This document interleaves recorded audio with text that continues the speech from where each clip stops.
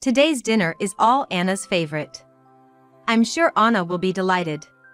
I lay out the dishes on the table while picturing my granddaughter's happy face. As I prepare dinner, Anna's eyes also fill with sparkle. But the next moment, looking at the table lined with ingredients, Anna suddenly looked down. "Look, Anna, your favorite food. Aren't you going to eat?" My husband also peered at Anna's face and asked, but she suddenly got up from her seat. Then, Anna ran straight to her bag and started rummaging through it. Watching her actions curiously, she took out a Tupperware from her bag. "Can I take this home? I always feel sorry for Mom." Saying this, Anna started packing the dinner into the Tupperware. We were stunned by our granddaughter's sudden behavior. "What does that mean? Can you tell us?" My husband Ryan asked calmly, but Anna's face darkened. "Mom gets yelled at by Dad for eating. So, she's only allowed to eat leaves." Anna's unexpected words left us speechless. However, Ryan quickly stood up and left the house. I hurriedly tried to stop him. "Wait, where are you going?" Without changing his expression, Ryan started calling a taxi while holding Anna. "Hurry up! We're going to talk to Michael right away." We immediately headed to my daughter's house in a taxi. What we saw there. My name is Susan. I worked as a childcare worker but retired when I got married. I met Ryan when I started working in my 20s. Ryan was the son of an acquaintance. He worked for a major company, seemed taciturn and unfriendly, but was competent at work. Ryan, 8 years my senior, had failed to find the right person before me. He joined the management department of his company at a young age, had excellent academic credentials, and a high income.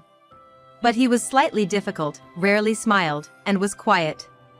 He was not good at socializing and mostly talked about work during our meetings. Still, Ryan's earnest attitude to communicate won me over gradually. He was more sensitive than I thought and caring towards others. After our arranged meeting, we began to see each other more. 3 months later, he asked me out. Our relationship deepened, and 2 years later, we married and bought a house, building a happy home. Life was fulfilling. But there was one problem. 2 years into our marriage, we were still childless. Colleagues and friends who married around the same time had children, but we did not. We both loved kids and were saddened by our situation. 5 years into our marriage, we were about to give up hope when we were blessed with our daughter, Isabel. We were overjoyed at finally being able to conceive. I remember feeling ecstatic about finally becoming parents. With Isabel's birth, our life began to shine. Everything revolved around Isabel. Even busy Ryan began to decline his colleagues' invitations, coming straight home for dinner. On his days off, we went on trips, making family time. We adored Isabel immensely. As she grew up and became a university student, she moved away from home. Isabel was still young among us, so her independence worried us. Especially Ryan, he was more worried than anyone else about her, who was living away from us for the first time. "Is Isabel eating well?" "She's fine. She always keeps in touch." Daily photos of her meals sent by Isabel became our joy. A year after she left, Isabel called, her voice bright, wanting to introduce someone. Nervously, we met them during her long break at home. "I'm dating Isabel." The well-dressed young man, Michael, came to our house. They hit it off in the same school and started dating. Although startled by Isabel's first boyfriend, we warmed up to the friendly and cheerful Michael. Michael visited our home with Isabel several times. Since Isabel was an only child, we doted on Michael like a son. Ryan and Michael got along well, occasionally going for drinks. We bonded with Michael like a real family. After graduation, Isabel got a job in a major city. We were proud and supported her. Months later, Michael proposed. They couldn't live together due to their jobs. Wanting to stay together, Isabel agreed to marry. Isabel became a homemaker, leaving her job at Michael's request. She accepted this, quitting her new job. But we should have known more about Michael sooner. As a full-time homemaker, Isabel, supporting her family, used to visit our house about once every 6 months. Since getting married and living in the city, due to Michael's work schedule, it's been hard for Isabel to visit. Michael seems busier with work after marriage, often working late every day. Isabel told me this over our daily phone calls. Waiting up late for Michael and preparing dinner has become Isabel's job, she said. Though Michael seemed tired, Isabel's voice on the phone also sounded weary. Are you getting enough sleep? It's nice to wait for Michael, but you can't afford to get sick yourself. Isabel cheerily assured me she was fine, but recently admitted feeling a bit unwell daily.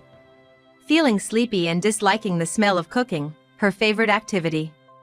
I didn't have this before. Isabel sounded down about suddenly not being able to eat her favorite foods. When she spoke of her poor health, it reminded me of something. Concerned for Isabel, I suggested she visit a doctor. Initially surprised, she trusted my advice and agreed to go. I think something wonderful is going to happen to you. About a month later, Isabel called, wanting to talk. Usually, she'd schedule calls, but this sudden one surprised me. Hello? What's wrong? I asked, sounding worried. From the other end, I heard Isabel's voice, unable to contain her joy. What could have happened? Actually, I'm pregnant. Isabel excitedly shared the news and I clapped my hands. She was indeed pregnant. When she first mentioned her symptoms, I had a hunch. They were the same as when I first got pregnant with her. Apparently, she's about 2 months in and had already told Michael.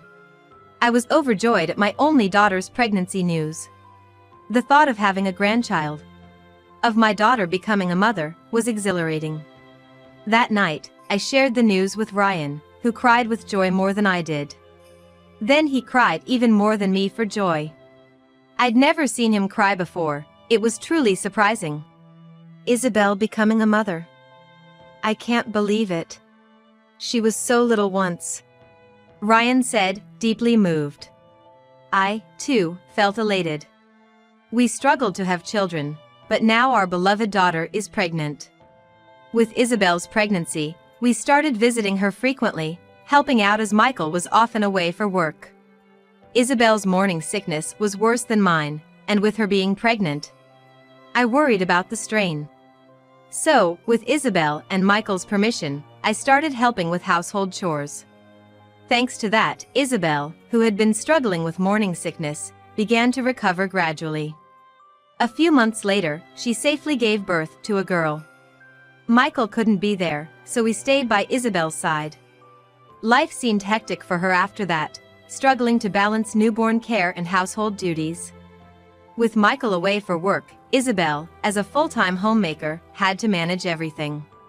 As we saw her getting increasingly tired from childcare, we made a suggestion to Michael. Is it true there's a nice house available? We had told Michael about a newly built house. Ryan's acquaintance had built it but suddenly got transferred and had to sell it. With no buyers, they were just about to put it on the market when they consulted Ryan. Knowing that Isabel and her family had been considering buying a house since their marriage, and with their growing family, Ryan brought it up to them. Isabel had mentioned their current place was getting cramped, especially with Anna's arrival. We suggested to Michael that now might be a good time to buy, as it was a bargain. It meant moving a bit to the countryside, to the neighboring county, which would also make it easier for me to visit Isabel. That's what I thought too. To our surprise, Michael agreed easily, and they decided to move to the house. We helped with the move. On moving day, I noticed Isabel looked a bit pale. You don't look so well. Is something wrong? Isabel hesitated but shook her head and said it was nothing. Maybe it was just the fatigue of parenting. Don't overdo it. Moms need breaks too. Thanks, Mom. I'm okay, just a bit tired, Isabel said with a troubled smile. I could only watch her worriedly. I wondered if she didn't like the new house, but she soon returned to her usual calm demeanor, so I didn't press it. After the move, they were closer to us. And Michael even arranged a transfer at work to be near home. Isabel started visiting more often, sometimes staying over. Anna, now walking around, had grown so much, it was hard to see any trace of the baby she once was. Each visit brought new surprises at how quickly she was growing. Anna's gotten so big lately, it's hard to keep up with her. Isabel sighed. It was like I was looking at my old self, and I couldn't help but smile. It reminded me of Isabel as a child, always running around. I shared these memories with Isabel, who just chuckled and asked to drop the old stories. Anna, now 3, was full of curiosity, always running off somewhere. It's amazing how fast kids grow. Grandma, let's play over here. Anna's innocent smile reminded me of when she was born. A child who was still too small to run has grown so big. It's bittersweet to see her grow so fast. Kids grow up so quickly. Maybe you'll have a second one soon? Stop it, Mom. As I spoke jokingly, I felt Isabel's face darkened at the comment. She gave a short reply and quickly changed the topic. Since Anna's birth, Isabel's usually cheerful demeanor seemed off. She had always laughed things off, but I had never seen her so clearly troubled. What could have happened?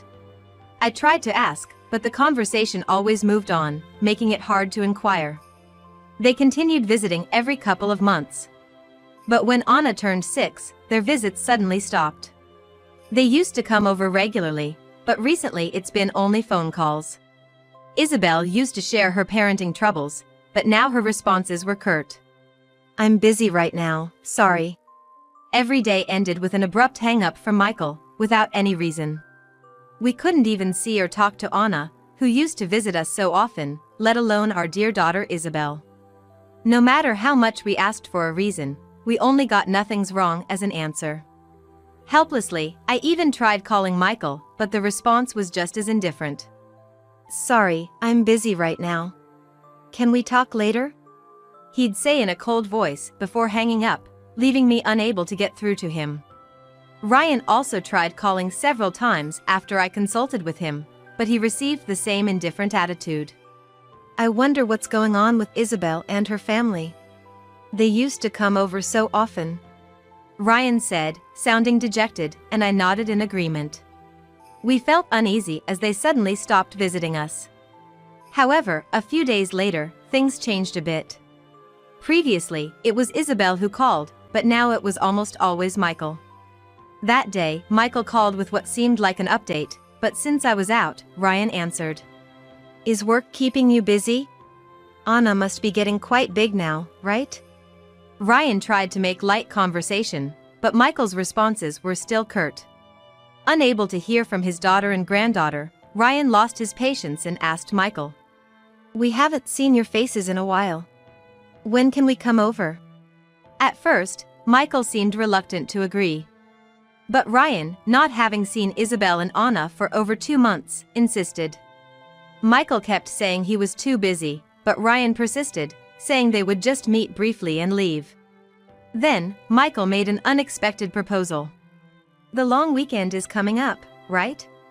I want Anna to experience staying in your place, so can she stay over by herself?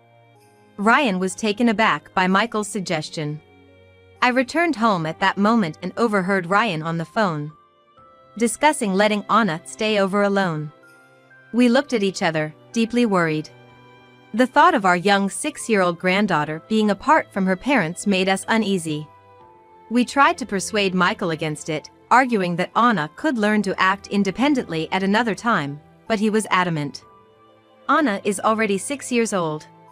She'll be fine alone. He insisted, leaving us with no more arguments. Of course, we wanted to see Anna, but we also really wanted to see our daughter Isabel.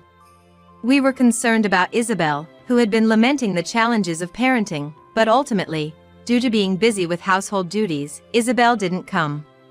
In the end, it was decided that only Anna would stay over. While we were sad not to see Isabel, the thought of seeing Anna after so long made our hearts leap. When the long weekend started, we picked Anna at their house. As soon as she went outside from her house and saw us, she ran towards us with a big smile. It's been a while. I greeted her. Grandpa, Grandma. Anna reported happily.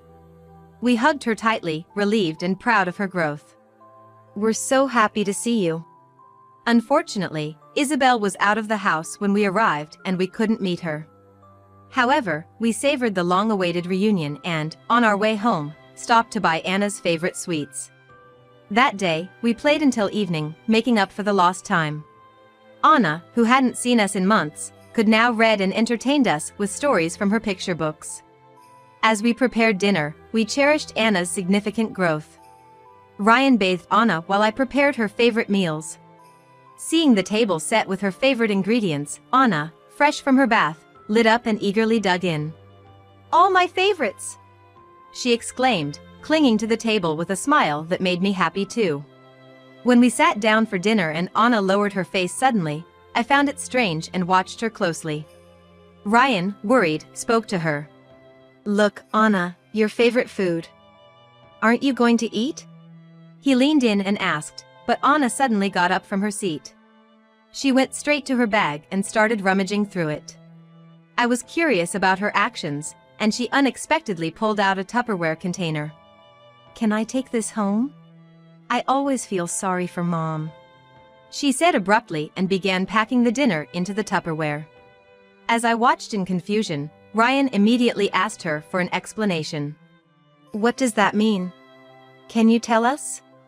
He asked gently. Anna, looking downcast, struggled to find the words. Mom gets yelled at by Dad for eating.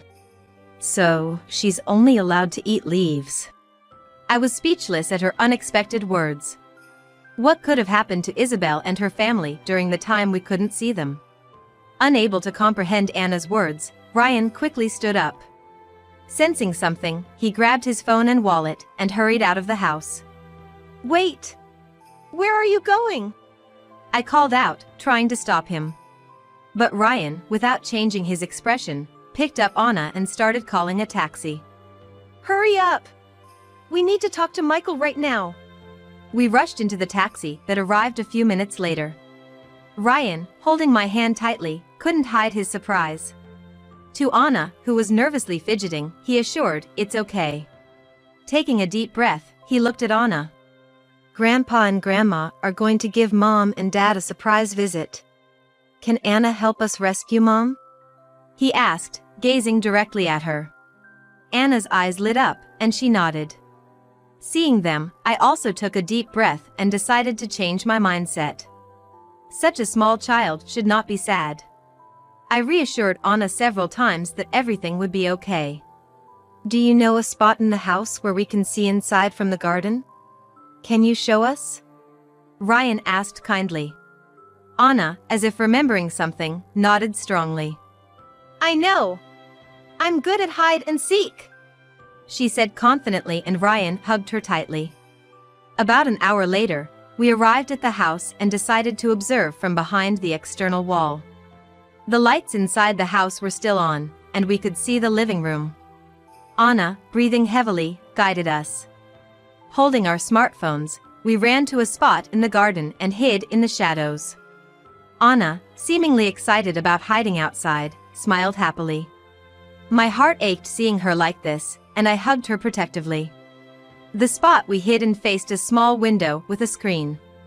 We could clearly see inside the living room, and Ryan quickly prepared his phone. Suddenly, we heard a loud voice yelling from inside. Ryan pointed his phone towards the noise and started recording. It appeared that Michael was yelling at Isabel. I felt the blood drain from my face when I saw Isabel, who looked completely different from before. Her once lustrous hair was now unkempt and messy. Furthermore, she had become extremely thin, her face pale and gaunt. Ryan recorded the scene, his face twisted in anger. Michael's voice echoed outside, and Anna trembled at the sound, which seemed to be a regular occurrence. Our beloved daughter and granddaughter endured such cruelty. I bit my lip in rising anger. Michael's voice grew louder, and at one point, he swung his hand at Isabel. Ryan immediately burst out, yelling at the window. Stop it! What are you doing? He shouted, and Michael and Isabel noticed us. What? Why are you guys here? Michael began to panic. Seizing the moment, Isabel unlocked the screen door and rushed into my arms. She had become so frail that I hesitated to hug her. No, it's not like that. There's a reason for this. Michael started making excuses as he realized he was at a disadvantage. Ryan glared at him. Be quiet. None of that matters now. Our daughter's life is the top priority. Michael lost his words, his face turning pale. I stood protectively in front of the frightened Anna and Isabel. Ryan kept an eye on Michael to ensure he didn't do anything. Soon after, an ambulance arrived, and we watched as Isabel was taken to the hospital. Ryan immediately contacted the police and reported the abuse his daughter had suffered. He provided the video he recorded to the arriving officers. Michael was then arrested on the spot. A search of the house began, and Anna testified that Michael had been physically abusing Isabel regularly. Inside the house, they found Michael's diary, which detailed his regular assaults on Isabel. The diary we found written by Michael contained his dissatisfaction with Isabel not regaining her pre-pregnancy figure after giving birth to Anna.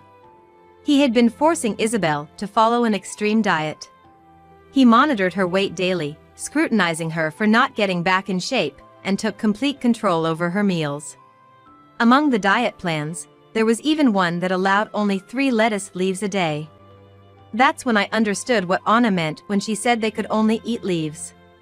Initially, Isabel had resisted and shown defiance to Michael, but when she ate anything outside the diet menu, she was assaulted. Fearful, she started to comply. Michael's diary even mentioned Anna trying to protect Isabel. He had swung his fist at Anna for intervening, and since then, Isabel had stopped resisting. We learned from the police about the extent of their suffering.